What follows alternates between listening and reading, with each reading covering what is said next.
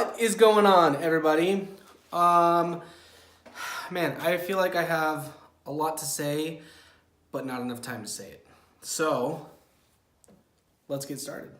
Okay, so to start, I want to talk about a little bit of my life going on right now.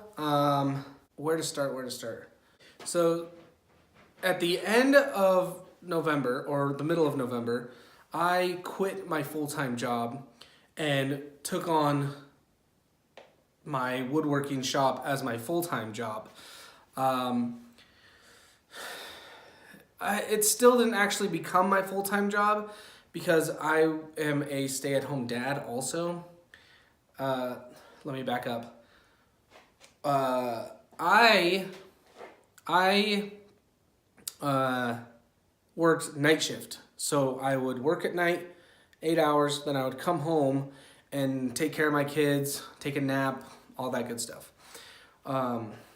So fast forwarding back, I quit that job. I then worked full-time in my shop at night from about 9 o'clock at night till like 1 or 2 in the morning. And then I would still be at home and do all the dad stuff that I love to do. The problem was that I jumped into my business without like a real plan. And now that it's, what is it? February. So like 3-4 months later, January, February. 4 months later, me and my wife kind of decided that, I need also to bring in a little bit more money to help support my family. My wife does work during the day, and she is our primary source of income. I went on the hunt for a part-time night job, which where I live is not very common. The town where I live, everything shuts down at about 10:30 or 11. So finding a night job is really hard. But I was able to find one. It is a janitorial job at the high school. And it is only 4 hours, and it runs from 8 to midnight, which is perfect. I like it. It's really not obviously a hard job. It's super easygoing, and the pay is okay. What does that mean for my business? I can no longer work my business at night, and so I've got to find time during the day to work on my projects. Which is a whole different story in itself. But also, it meant for me that I needed to slow down my business, which is sad. And I feel like a lot of people could take it as a failure that, your entrepreneurial dream couldn't support your family. But, I am not taking it as a failure for a couple reasons. One of them being that I went into this kind of knowing that it might not work, and I'm okay with that. If it doesn't work, I knew that I would learn something from it, which I've learned a ton of things on what I need to do better as a businessman, a guy who does his own business, an entrepreneur, how to divide up my time, all that stuff. I've learned a ton of stuff. So when the time comes again that I will feel more ready, or when the time comes that I want to take another shot at doing full-time woodwork, I'll be more ready. The other part of it is that I don't feel like I failed because I'm not stopping my business.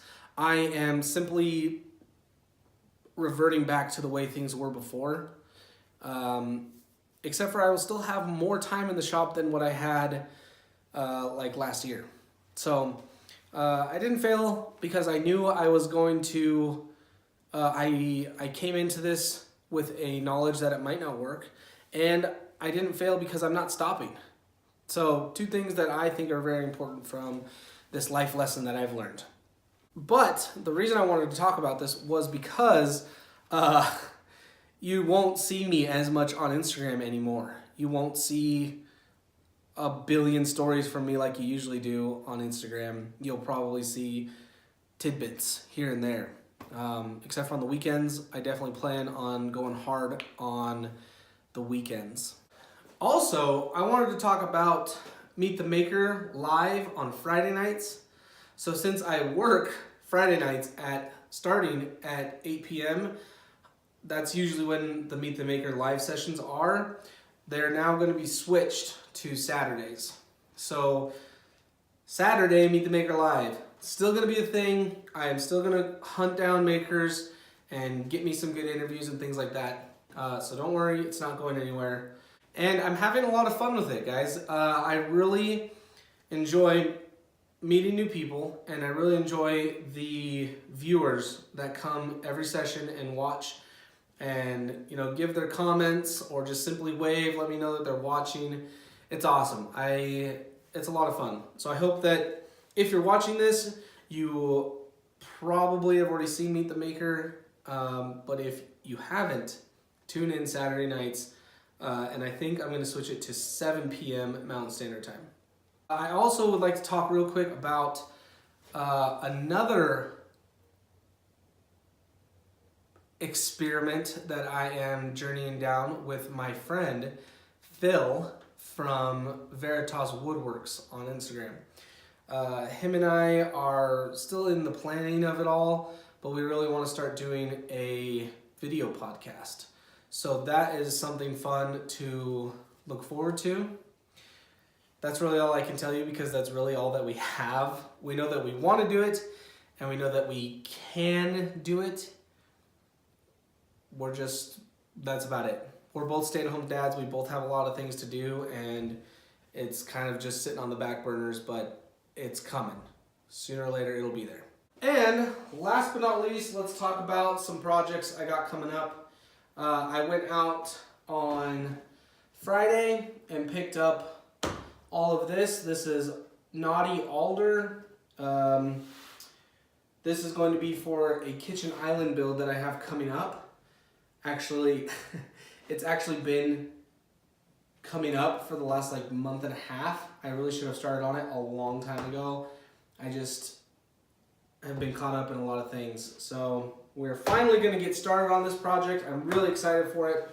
I also bought Naughty Alder plywood from my local lumberyard. You won't find this stuff at Home Depot or Lowe's or any of your big box stores, I don't think. But my local lumberyard has a whole bunch of different veneered plywoods, like alder, walnut, oak, maple, pine, whatever I really want. Nothing too exotic, but basic American hardwoods I can get in plywood, which is really cool. So I bought 2 sheets of that, and these things are freaking heavy, but they're awesome. So 2 sheets of that for the main island build, and some exposed shelving. I'm pretty sure I have close to what I need. And then I bought regular alder for some pillars that I have to make to connect it all, and some legs. And then they also want a butcher block top, which, as everybody knows, I had a lot of fun with on the last build I did with a butcher block top. I'm considering not making it. I do not want to make the butcher block top because I don't have the tools. That's a lie. I guess I have the tools if I want to hand plane again, but I really don't. So I have all of the material for the actual build.